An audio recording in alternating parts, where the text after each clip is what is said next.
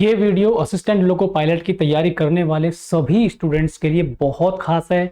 बहुत सारे स्टूडेंट्स को ये जरूरी बातें मालूम ही नहीं होती, इसलिए इस वीडियो में एक एक बताई गई बात को आप ध्यान से सुनिएगा, समझिएगा। तो देखिए, हम स्टार्ट करते हैं। आपका जो आरआरबी एएलपी या असिस्टेंट लोको पायलट का एग्जाम होगा आने वाली न्यू वैकेंसी के अंतर्गत, उसमें 3 स्टेज होती हैं। फर्स्ट स्टेज, सेकंड स्टेज और थर्ड स्टेज। तो किन स्टेज के नंबर के आधार पर आपकी मेरिट तैयार की जाती है, वो बात आपके लिए बहुत जरूरी है कि आप जान लें। एएलपी वालों को ही साइको टेस्ट देना होता है, ये भी आप जान लीजिए। टेक्नीशियन वालों को साइको टेस्ट नहीं देना।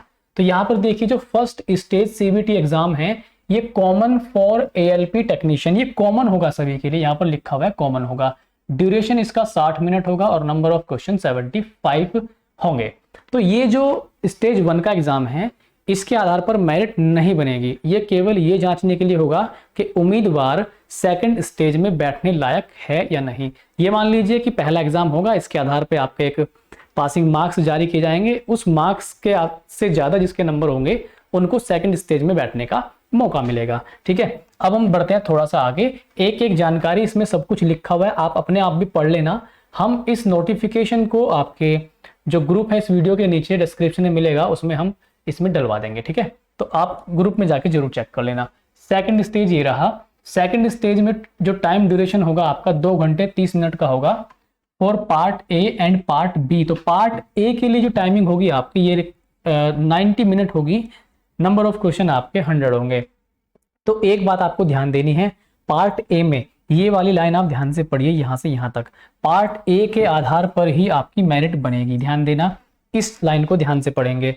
The marks scored in part A alone shall be used for short listing of candidate for further stages of recruitment process, subject to the condition that, एक condition और है, the candidate is securing qualifying marks in part B। तो जो second stage exam होगा उसमें part A merit में add होंगे उसके नंबर, और पार्ट बी आपको केवल क्वालिफाई करना है। और पार्ट बी में आपके क्वेश्चन और टाइमिंग कितनी रहने वाली है, ये भी आप जान लीजिए। तो आप ग्रुप जरूर ज्वाइन कर लीजिएगा, उसमें आपको पीडीएफ मिल जाएगी। पार्ट बी टाइम 60 मिनट होगा, नंबर ऑफ क्वेश्चन 75 यहाँ पे होने वाले हैं, and it is just a qualifying in nature, ये क्वालिफाइंग होने वाला है। ठीक, आगे हम बढ़ लेते हैं। पार्ट 3 केवल और केवल जो असिस्टेंट लोको पायलट बनना चाहते हैं उन्हीं के लिए पार्ट 3 होगा। तो जो पार्ट 3 आप इसको ध्यान से पढ़िएगा, ये रहा यहाँ पर। इसको कंप्यूटर बेस्ड एप्टीट्यूड टेस्ट बोलते हैं, या इसको आप साइको टेस्ट भी बोल सकते हैं।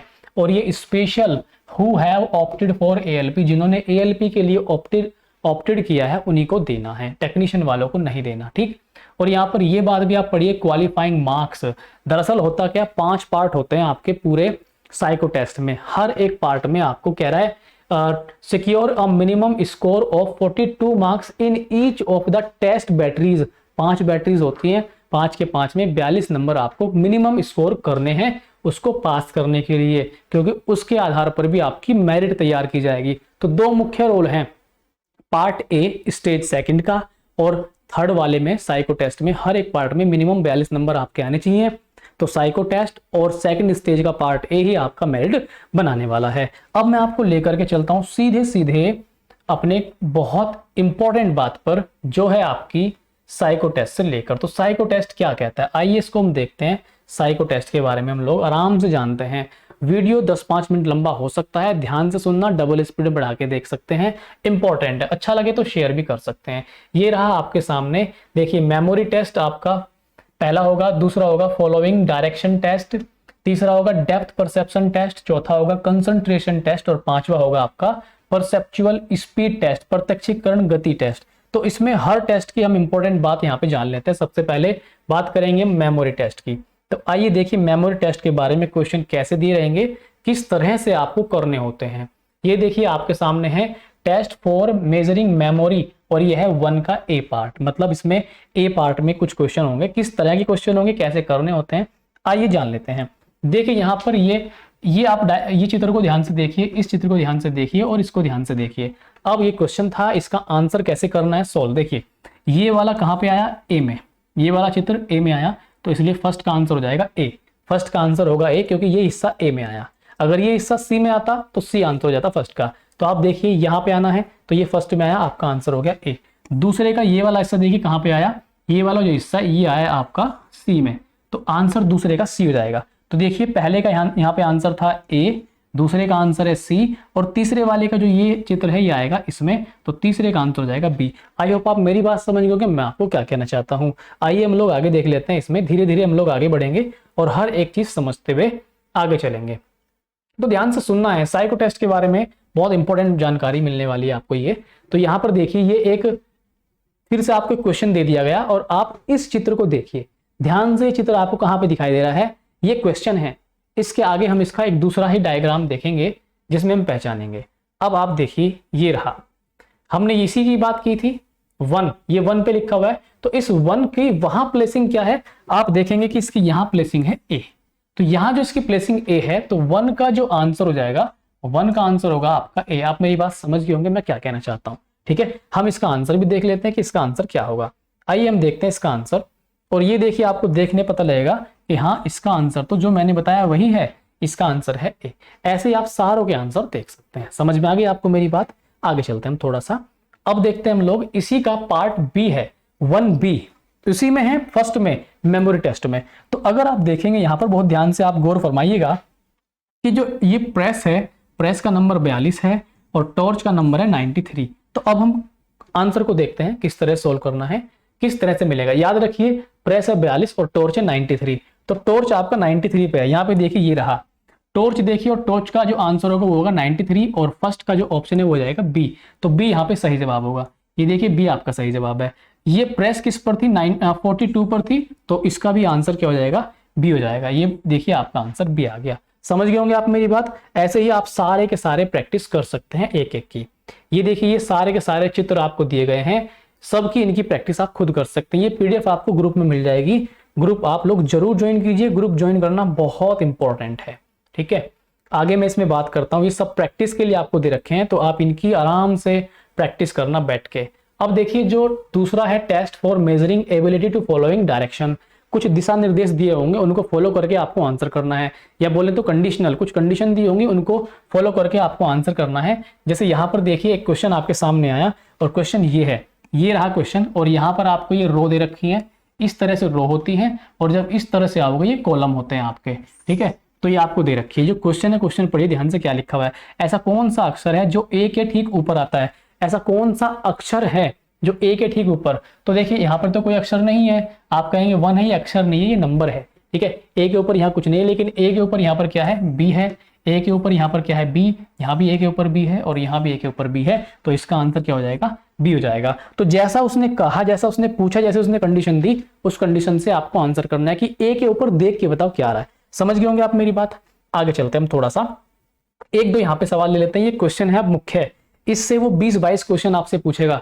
एक चीज मैं बता दूं, मैंने पहले बताया था हर एक बैटरी के लिए 42 नंबर मिनिमम लाने हैं।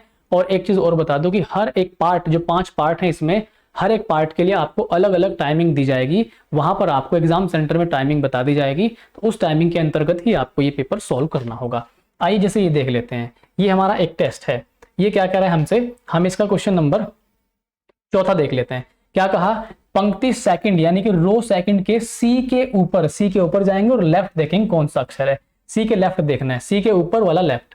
तो आइए देखिए पंक्ति सेकंड हमारी ये रही, सेकंड ये रही, और सेकंड में सी ये रहा, सी के ऊपर डी और डी का लेफ्ट क्या है, सी। तो हमारा जो आंसर हो क्वेश्चन नंबर 4 का हम आंसर देखते हैं, हमारा होना चाहिए सी। क्वेश्चन नंबर 4 देखते हैं यहाँ पे, ये लीजिए क्वेश्चन नंबर 4। तो ये देखिए हमारा क्वेश्चन नंबर 1 2 3 4, तो हमारा आंसर क्या है, सी है। आई होप आप मेरी बात समझ गए होंगे किस तरह से आंसर देना है। तो पढ़ना है और पढ़ के उसी के हिसाब से देख करके आंसर देना है कि लेफ्ट पूछ रहा है, राइट पूछ रहा है, डाउन पूछ रहा है या ऊपर पूछ रहा है, ठीक है। आई होप आप समझ गए मेरी बात को। मैं आगे चलता हूं थोड़ा सा, पूरी कोशिश से आपको अच्छे से समझा पाऊं। तीसरा पार्ट, तीसरी बैटरी या तीसरे टाइप का क्वेश्चन क्या कह रहा है, इस तरह से ईंटों का ढेर दिया हुआ है। ये डेप्थ परसेप्शन टेस्ट होगा। इसमें आपको डेप्थ जाननी है कि कितनी गहराई तक आप एक डायग्राम को देख के, चित्र को देख के सोच सकते हैं। तो ये देखिए कुछ ईंटें रखी हुई हैं।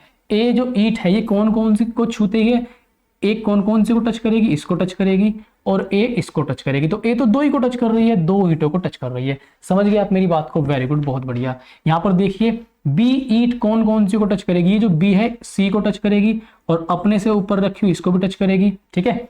और बी वाली ईंट ही बहुत अगर गौर से देखेंगे आप तो ये ई को भी टच करेगी, तो तीन ईंटों को टच करेगी, सी वाली को, डी वाली को और ई वाली को। तो यहाँ पर तीन ईंटें आ जाएगा। आई होप मेरी बात क्लियर हो गई होगी, वेरी गुड, बहुत बढ़िया। तो इस तरीके से आप लोग देख सकते हैं। सी के बारे में पूछ रहा है तो सी देखिए, सी बी को तो टच करेगा ही, और सी जो है साथ में डी को भी टच कर रहा है, और सी जो है ई को भी टच कर रहा है, तो ये भी तीन को करेगा। समझ गए आप मेरी बात। इस तरह से आप लोग आगे भी देख सकते हैं डी के बारे में। तो डी को आप ध्यान से देखिए, देखिए डी इसे टच करेगा, डी ई को भी टच कर रहा है, दो तो ये हो गई, और डी बी को भी टच करेगा, और डी ऊपर ए को टच कर रहा है, तो ये चारों को टच कर रहा है। तो डी का जो आंसर आ जाएगा 4 आ जाएगा। आई थिंक मेरी बात समझ गए होंगे, मुझे थोड़ा सा आगे बढ़ना चाहिए। अब देखिए ये आप प्रैक्टिस कर सकते हैं खुद से कि कौन सी ईंट कितने को टच कर रही है, ये वही है सेम क्वेश्चन। तो खुद प्रैक्टिस भी आपको करनी है। फोर्थ का ए पार्ट, ठीक है, हमने अब फोर्थ का ए पार्ट देखना है। चौथे बैटरी पर हम आ गए, ये है कंसंट्रेशन टेस्ट। इसमें आप कितने एकाग्र होके, कितने फोकस होके किसी नंबर को देखते हैं, जो आपसे पूछा जाए कितनी आपकी फोकस है, ये जानना चाहता है। तो देखिए आपके सामने क्वेश्चन है, ये क्वेश्चन क्या कह रहा है, इसमें 5 8 9 है, इसमें 5 8 9 है, तो आपका आंसर होगा यस, बिल्कुल ठीक है। लेकिन यहाँ पे देखिए 2 7 6 8 और यहाँ पर 2 7 8 6, ये देखिए यहाँ पर 8 6 है और यहाँ पर क्या है 6 8 है, 6 8, तो ये गलत है, ये 9 हो जाएगा, n हो जाएगा। समझ गए आप मेरी बात। यहाँ पर देखिए आप 4 8 7 5 6 2, 4 8 7 5 होना चाहिए था, 6 2 होना चाहिए था, तो ये भी क्या जाएगा 9 हो जाएगा। आई होप आप मेरी बात समझ गए। तो इस ही तरीके से आपको ये आगे के सारे क्वेश्चन प्रैक्टिस हैं, प्रैक्टिस कर लेनी है, ठीक है। आगे चलते हैं, थोड़ा सा हम देखेंगे आगे। ये देखिए फोर्थ का पार्ट बी है, इसमें भी कुछ उसी तरह से देखना है, लेकिन क्या कंडीशन है वो हम पहले पढ़ लेते हैं। क्या कहा गया क्वेश्चन में कि इस परीक्षण के प्रत्येक प्रश्न में 4 समूह ए बी सी डी करके दिए गए हैं। आपको यह पता करना है कि किस अंक समूह में 6 का अंक आया है। पता कर लेंगे कौन सी में आया। यदि किसी प्रश्न में 1 से अधिक समूहों में 6 का अंक आता है तो आंसर ई होगा। तो देखो जरा मेरी बात ध्यान सुनेंगे, क्या कह रहा है वो, क्या 6 यहाँ पे आया, नहीं आया। 6 यहाँ पे आया है, हाँ ये रहा 6, ये 6 आ गया। यहाँ पे आया, नहीं आया। यहाँ पे आया, नहीं आया, तो आंसर क्या हो गया, बी हो गया। तो आंसर देखो बी आ गया आपका, ठीक है। लेकिन जैसे आप 5वें क्वेश्चन में देखेंगे तो यहाँ पर 6 आ गया, ठीक है, फिर यहाँ पर 6 आ गया। तो अगर 6 1 से अधिक बार आता है तो आंसर डी देना है, तो यहाँ पर आपका आंसर क्या होगा, डी होगा। समझ गए आप मेरी बात। आगे चलते हैं थोड़ा सा। तो इस ही तरीके से आपको ये प्रैक्टिस कर लेनी है, ठीक है। आई होप कि आप प्रैक्टिस कर लेंगे। आगे देखिए मैं क्या कहना चाहता हूं आपसे, सारी बात आपको समझ में आ रही होंगी। ये है आपका बैटरी नंबर 5, ठीक। इसमें क्या करना है, देखो यहाँ पे कुछ डायग्राम या चित्र जो आप बोलते हैं दे रखे हैं ए बी सी डी करके, और ये ए बी सी डी करके 5 इधर दे रखे हैं, 4 इधर। तो कौन सा किससे मैच कर रहा है, इसको आप देखिए तीसरे वाले को, और इसको आप देखिए फर्स्ट वाले को। तो क्या ये दोनों सेम है, बिल्कुल ऑब्जर्व करना देख के, इसका कोई सोल्यूशन नहीं है, देख के ऑब्जर्व करना है। तो ये सी इसके पहले वाले के बराबर होगा। ऐसे ये वाला यहाँ पर जो बराबर होगा, ये बराबर होगा आपका यहाँ पर, ध्यान से देखने पर अगर देखें तो ये आपको दिखाई दे रहा है, ठीक। तो जो आंसर होगा इसमें ए आंसर हो जाएगा, ठीक है। आंसर इसका देख लेते हैं हम क्या है। आंसर यहाँ पे जरूर देखेंगे हम। तो यहाँ पर दिया है क्या आंसर, यहाँ पर इसने आंसर दे रखा है, हाँ 3 का सही उत्तर ए है। तो जो तीसरा था हमारा, तीसरा इसका जो सही उत्तर था ये ए था। फिर आगे क्या कहा गया, 4 का उत्तर डी है। तो जो चौथा था इसका उत्तर ये वाला है, डी वाला। तो आप समझ गए मेरी बात में क्या कहना चाहता हूँ। आगे हम जब इस तरह के कुछ क्वेश्चन प्रैक्टिस करेंगे तो ये देखिए क्वेश्चन यहाँ पे प्रैक्टिस करनी ये रहे। यहाँ से जब आप प्रैक्टिस करेंगे तो आप पाएंगे कि इस वाले को देखो, ये इससे मैच कर रहा है, आपने देखा ये इससे मैच कर रहा है। तो 1 का जो आंसर होगा वो कौन सा होगा, ई होगा। 1 का आंसर ई होगा। समझ गए आप मेरी बात में क्या कह रहा हूँ। तो 1 का आप देखिए किस तरह से आंसर यहाँ पे किया गया है। ये लीजिए 1 का आंसर आपको दिखाई दे रहा होगा, ये रहा यहाँ पे आपका ई आंसर। तो इस तरीके से आप ये सारा का सारा टेस्ट लगा सकते हैं। इस टेस्ट की पीडीएफ आपको टेलीग्राम ग्रुप पर मिल जाएगी। और हाँ, मैं एक छोटी सी बात आपको और बता दूं, अगर आप रेलवे की तैयारी करते हैं, रेलवे किसी भी एग्जाम की तैयारी कर सकते हैं, तो ये चैनल स्पेशल आपको रेलवे एग्जाम की तैयारी कराता है। मैं खुद रेलवे में सेलेक्टेड हूँ, मैं 2018 से रेलवे में सेलेक्टेड हूँ और जॉब करता हूँ। तो मेरा जो एक्सपीरियंस है, मैंने फर्स्ट अटेम्प्ट में रेलवे का एग्जाम कैसे निकाला और मैंने एएलपी का एग्जाम दिया था, उसका मेरा क्या एक्सपीरियंस रहा, मैं सारे अपने अनुभव अच्छे बुरे सब आपसे शेयर करते रहता हूं। आप इस चैनल पर रुककर अपने एग्जाम की तैयारी और अपने सपने को साकार कर सकते हैं। वीडियो अगर अच्छा लगा हो तो लाइक, शेयर और सब्सक्राइब चैनल को जरूर कीजिएगा। प्यारे प्यारे कमेंट भी आप जरूर कीजिए। बहुत बहुत नमस्कार, मिलते हैं अगले किसी इंफॉर्मेटिव वीडियो में। बाय दोस्तों।